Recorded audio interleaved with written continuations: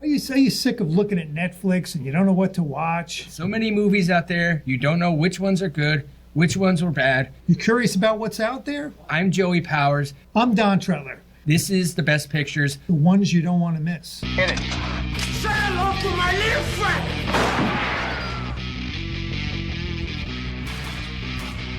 Frankly, my dear, I don't give a damn. Winners go home and prom queen. English, motherfucker, do you speak it? Everyone in this room is now dumber for having listened to it. I have deserved this. Deserves got nothing to do with it. No sequel for you.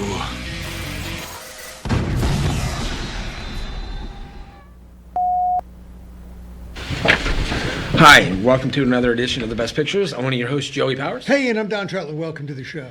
So, unfortunately, the movies we wanted to see this weekend both kind of tanked. One wasn't even playing anywhere around. Right. And the other one played, but it didn't do very well. So, we're going to talk about Golden Globe nominations this week. But Don, if you just want to read our little intro there first. Yeah, before we continue, we want to let everyone know that this show is broadcast live from the Fact TV studios in Bellows Falls. Fact TV is a community access center that provides studio space and production services free of charge to community members in Southern Vermont and Keene.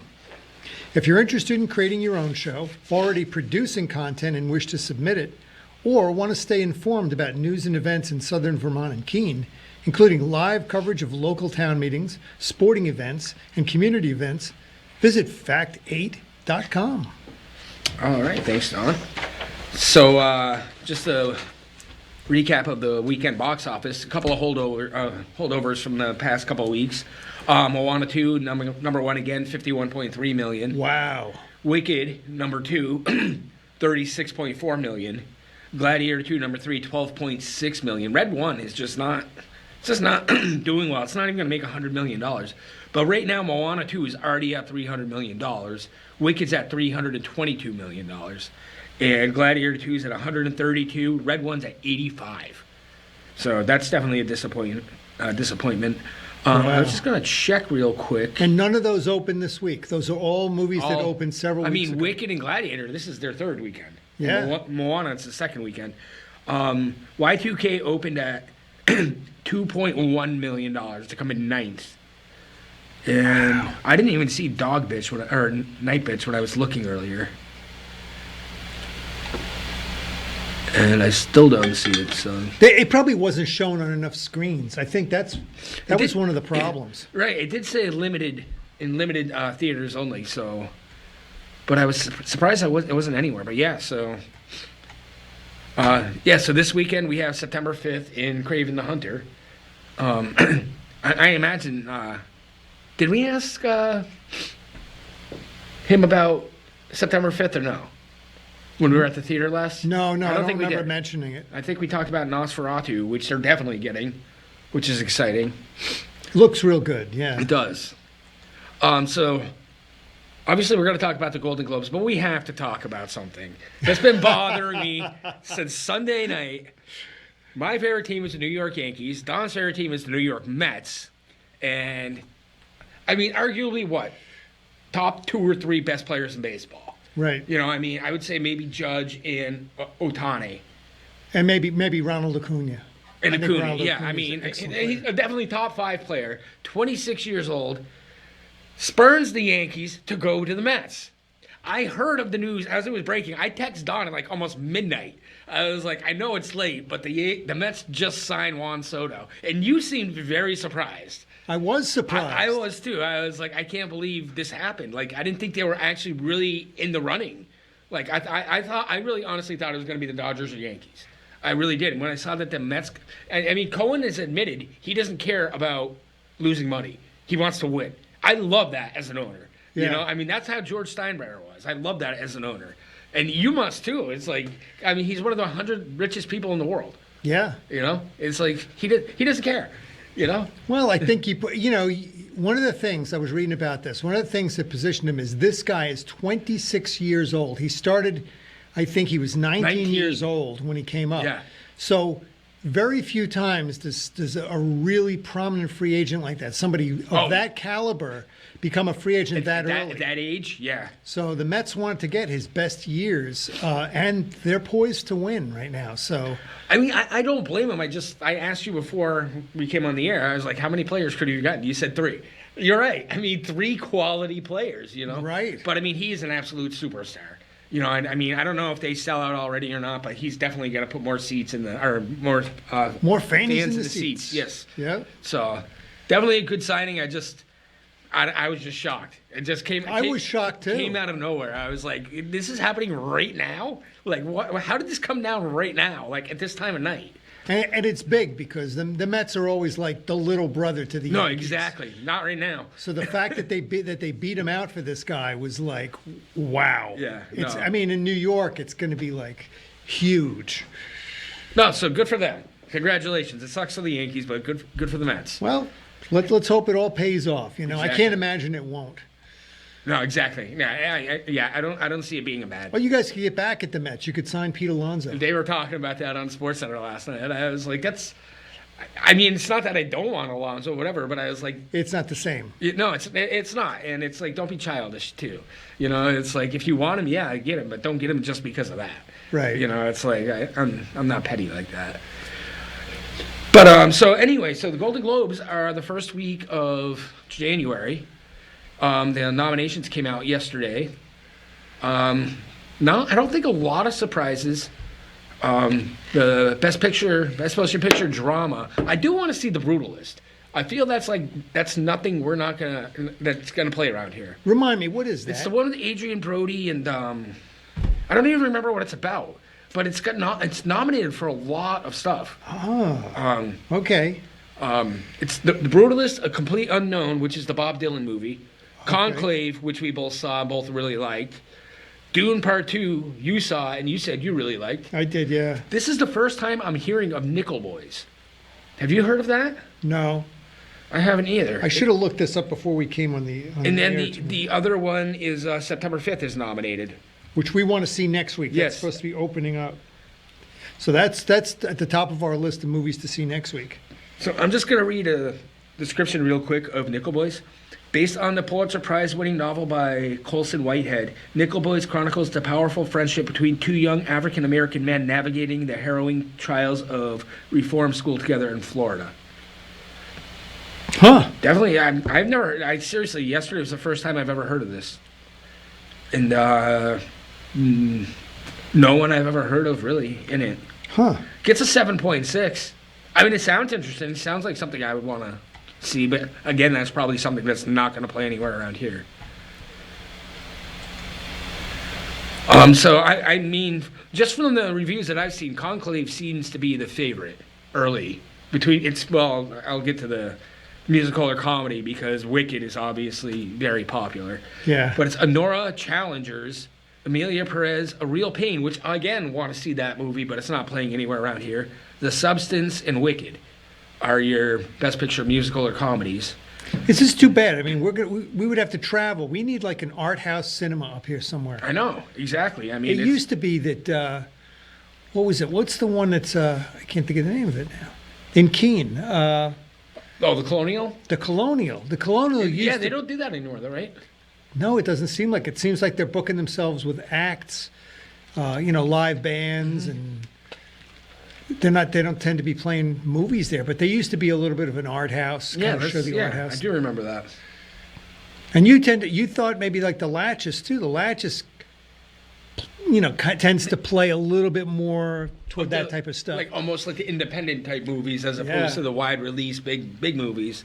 But yeah, they don't seem to be doing it as much anymore either. Which is too bad because I mean a lot of these movies I would like to see, and so would you, and they're nowhere around. Right. It's a shame, and sometimes a movie looks a lot better on the big screen than it does on your little like television screen at home. Like a perfect example, I thought watching Banshees in the theater was awesome. Yeah. Because of the cinematography, I thought that was great. Do you want to talk about motion picture animated and I don't know, what is cinematic and box office achievement? Do you even know what that is? I don't know. Must be something new. We should look it up. Alien, Romulus, Beetlejuice, Deadpool and Wolverine, Gladiator 2, Inside Out 2, Twisters, Wicked, and The Wild Robot. Is that a second one? Yeah, so that's a different category. Yeah. Because Wicked's already nominated for a different... For best, musical or comedy. And animated, too. Animated's got... This is something when we're going to get to, you gotta explain this to me. Because I am absolutely shocked about this. I'll get to it in a minute. But all right, so best performance by an actress in a motion picture drama. Pamela Anderson for The Last Showgirl. Would you ever have thought she would have been nominated for best actress for anything that wasn't like a porn? No. I mean, seriously. Angelina Jolie for Maria, Nicole Kidman, Baby Girl, Tilda Swinton, the Room Next Door, Fernanda Torres, I'm Still Here, and Kate Winslet for Lee. Is Lee something you've heard of? Or? I think that's that movie about the, I want to say is it World War II? She's a World War II reporter. Oh, right. Oh, yeah, okay. And I was really looking forward to it. I thought it would be excellent. It didn't get the film itself didn't get a real strong review, but Kate Winslet did. She did. She's a really good actress. I mean, I think she's really good in everything I've seen. Lead actor in a motion picture drama, Adrian Brody for The Brutalist, Timothy Chalamet for A Complete Unknown, Daniel Craig for Queer, Coleman Domingo, Sing Sing, Ray Fiennes for Conclave, and Sebastian Stan, The Apprentice. That one surprised me because that didn't get good reviews at all. The Apprentice? Yeah. But that's the one that's about Donald Trump. Donald Trump, yeah. Wow. But I think Ray Fiennes is a clear-cut favorite. I mean, we both agreed. He's been more than overdue. You know, he's only been nominated one time in his entire career, and he's one of the best actors, I think, of his generation. You know, I mean, he's had a lot of great performances. Best performance by an actress in a motion picture, musical, or comedy. Top person, Amy Adams, Night Bitch. There you go. I definitely want to see that movie. She's got to win. I know she's another one that's due. I mean, she's been nominated so many times. Cynthia Erivo for Wicked, Carla Sofia Gasson for Amelia Perez, Mikey Madison, Honora, Demi Moore, The Substance, and Zendaya Challengers. Isn't Challengers the tennis one? Oh yeah, that's what that is. It came out a while ago. I forgot all about it. I did too. Then lead actor in a musical or comedy. Okay, are you looking at it? Yeah. Look at the second one. Yeah. How is that a musical or comedy? How is that a musical? Heretic is not a musical or comedy. How is that how is he nominated for best actor in a musical or comedy? Seriously, that's great. I saw it. I looked over 3 times. I was like, did they make a mistake? There's no way. What's funny about that movie? Torturing young girls is funny, apparently. I guess. I mean, anyway, Jesse. He makes jokes and things, but it's not like a musical or comedy at all. No. So Jesse Eisenberg, A Real Pain, Hugh Grant for Heretic. I was happy with this. Gabriel LaBelle for Saturday Night. I thought he did really well in that. Yeah. I thought he was good in that. Is that a musical or a comedy either, though? I think they kind of, because of Saturday Night Live, they kind of just threw it in the comedy. I guess. No, it's definitely a drama. It definitely wasn't a comedy. Kinds of Kindness is another That's another one Yorgos Lanthimos. Isn't that another kind of drama too, though? I don't know. I mean, I guess his stuff is kind of borders on kind of like a dark comedy. Then you got Glenn Powell for Hitman and Sebastian Stan again for A Different Man. Boy, they're really pushing Sebastian Stan. I guess. Huh? And then you got actress in a motion picture, supporting actress in a motion picture, any kind. Selena Gomez, Amelia Perez, Ariana Grande for Wicked, Felicity Jones for The Brutalist, Margaret Qualley, The Substance, Isabella Rossellini for Conclave, which we both agreed she is deserving, and then Zoe Saldana for Amelia Perez, and then supporting actor in a leading role. I'm going to let you read the first one. Oh, Yura Borisov Okay. for Honora, which the guy up at Springfield, he wasn't impressed with that movie, didn't he? He made a comment that he had seen it and he didn't think it was special. Yeah, he said he saw a lot of the artsy ones and he wasn't too big. He liked Conclave, but he wasn't too big on some of the other ones. I wonder how he saw them. He must have saw them online. Yeah, maybe. Maybe he has something because he owns theaters. Oh. He probably has like a connection or like a subscription where he can just watch them without having to actually air them. That could be. He might get to see them ahead of time. Kieran Culkin, A Real Pain. That's We were talking about that. He's gotten some great reviews for that. Yep. Edward Norton, A Complete Unknown. He's always good. He is. Guy Pearce, The Brutalist. He's a good actor. Mm-hmm. Jeremy Strong, The Apprentice, and Denzel Washington from Gladiator. Which I didn't see it. I guess it's just because I'm expecting every performance of his to be spotless. Right. Or flawless or whatever, because I just didn't see anything. I didn't see anything. You were saying he was like a favorite, but I mean, you got some heavyweight guys Yeah, there. that's a strong category. Like I said, the word is Kieran Culkin's really good in A Real Pain. I think he is actually the favorite from what I've read. It seems like he is. Edward Norton's always good. I mean, he could win for anything, in my opinion. Best Director. He's also one of those ones that I feel is like overdue. Yeah. Because he doesn't have an Oscar. No, he doesn't, does he? I mean, I feel like he could have won for American History X. I don't remember who won that year. But was he also nominated for Birdman or no? He might have been, yeah. I think he was nominated for that, the one with Richard Gere, where he's... Oh, Primal Fear, you're right. I think he was nominated. I thought he was really good in that, too. He was, yeah. You know? So Best Director, Jacques Audiard, Amelia Perez, Sean Baker for Honora, Edward Berger for Conclave, Bradley Corbett for The Brutalist, Coralie Fargiat for The Substance, and Payal Kapadia for All We Imagine as Light. I don't know what that movie is.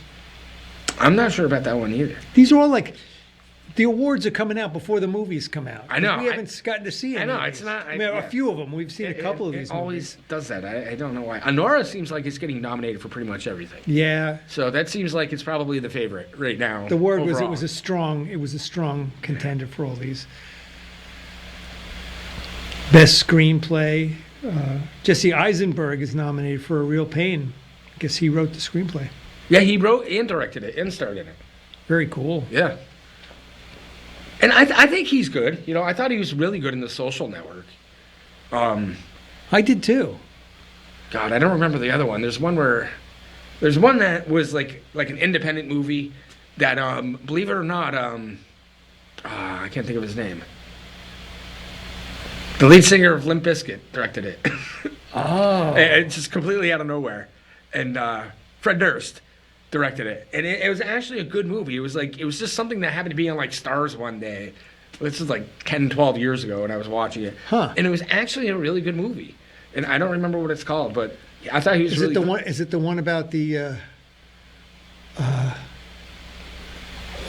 trying to think what the name of it is. It's got something to do with cactus. No. Maybe I'm not. I think that's Jesse Eisenberg. No, he gets like bullied by like this much bigger guy. And I'm going to look it up now because it's going to bother me. We got to know. If you want to read the... You guys got to know. What am I looking for? Best original song? Best television series? Best performance by a female in a television series? Kathy Bates. My mom watches that, Matlock. Does she? Yeah. Does she like it? She does. She watches it all the time. Kerry Russell, The Diplomat. Keira Knightley, Black Doves.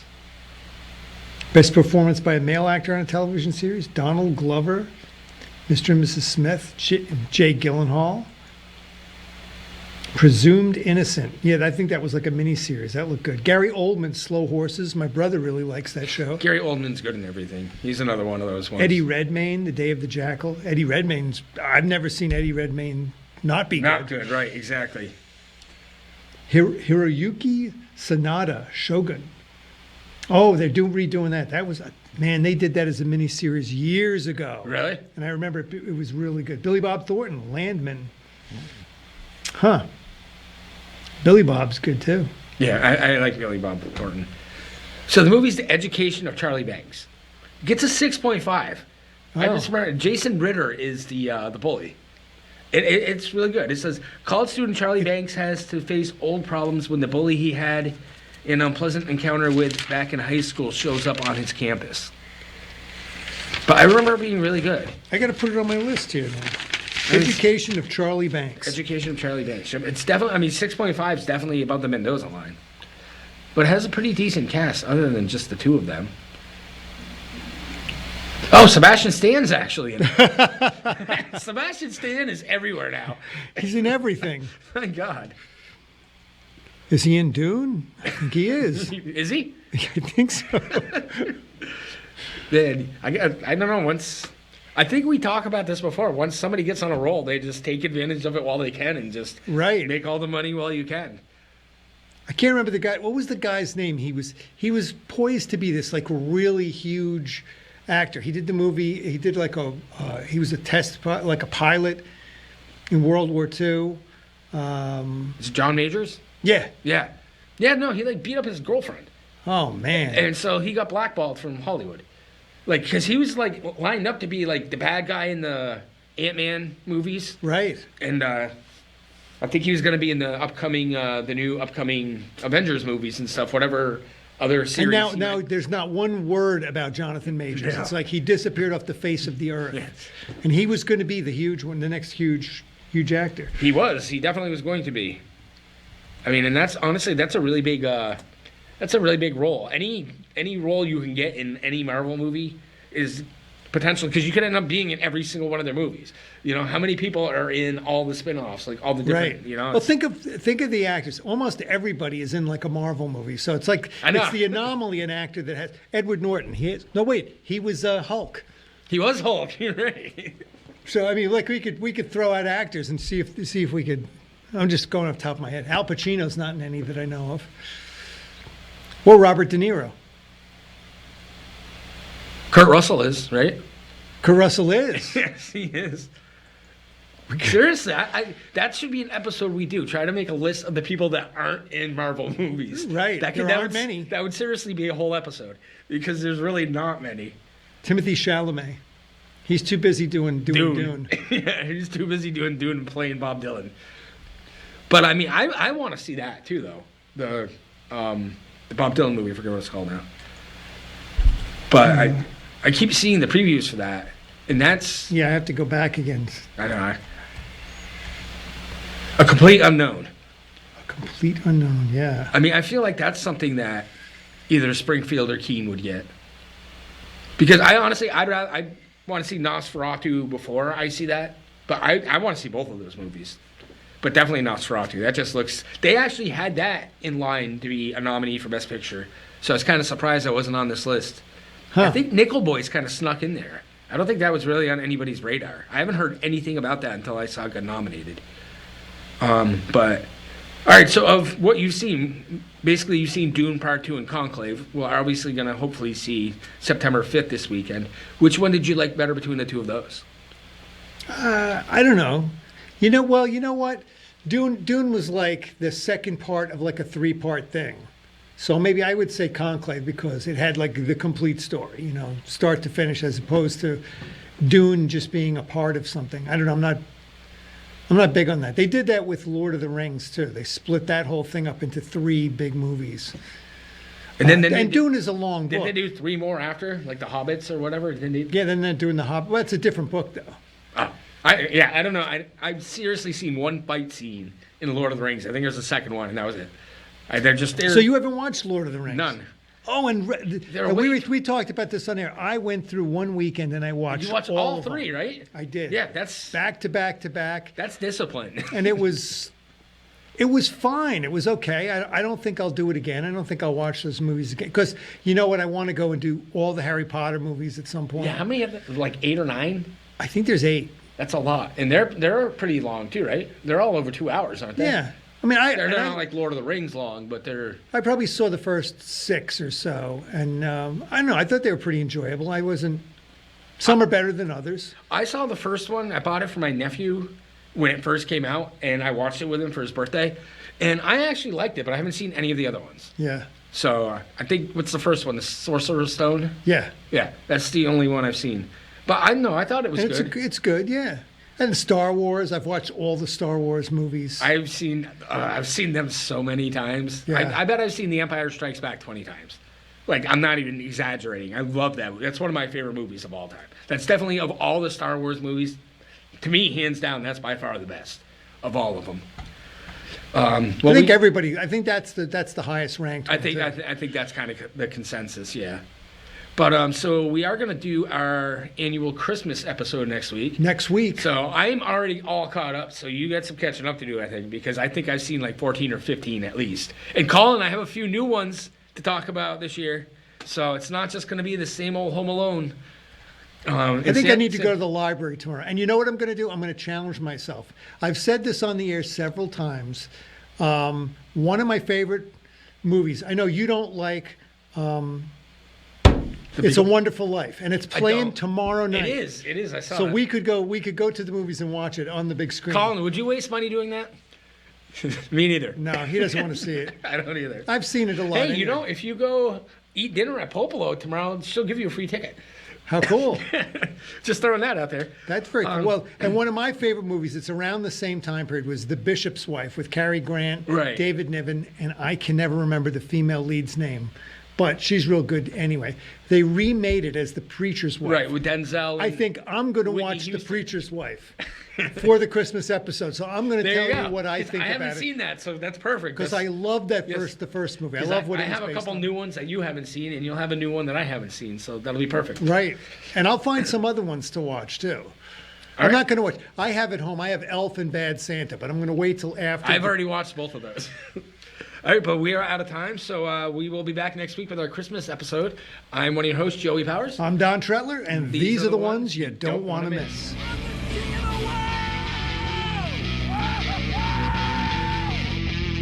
Gentlemen, you can't fight in here. This is the war room. Here's Johnny. Go ahead. Make my day. Life moves pretty fast. You don't stop and look around once in a while, you could miss it.